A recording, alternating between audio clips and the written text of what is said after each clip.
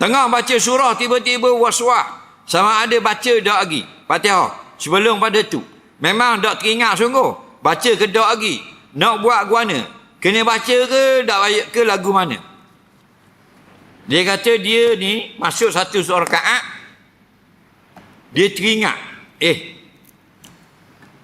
Baca dak lagi Fatihah. Surah baca dah. Okey? Contoh rakaat yang kedua. Okey. Rakaat kedua biasa orang baca surah benda. Katakan kul huwallahu ahad. Kul huwallahu ahad. Allahus samad. Lam yalid wa lam yulad wa lam yakul lahu kufuwan ahad. Dah nak rakaat. Aku baca dak lagi Fatihah. Jadi nak buat lagu mana? Okey? Jawabnya al-aslu al-adamu. Kaedah dia asal tak baca lagi. Maka jawab wajib baca. Nak buat lagi? Kerana asal belum baca. Jadi wajib baca. Menang hak tu. Nah. Hak kita ragu baca ke tak lagi. Hak tak baca tu memang sahih dah. Tapi hak ragu baca ke tak lagi.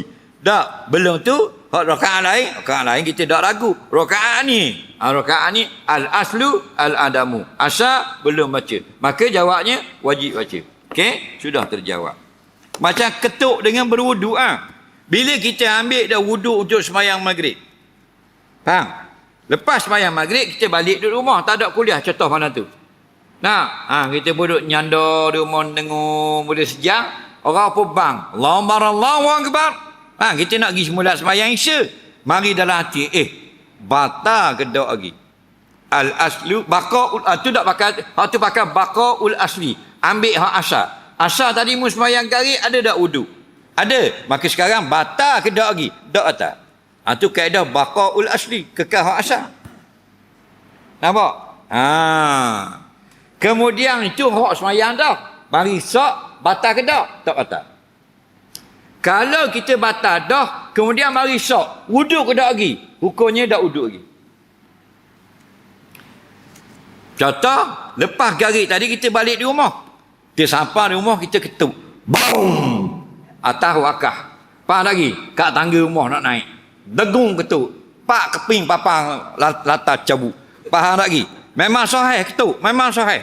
Okey, kita dah ambil wuduk lalu. Kita naik duduk atas rumah. Bini kata, berapa kuat ni bang? Petik. Bang. Kita tak ada, kita ketuk. Bila kat gigi, orang bang, Allahu akbar.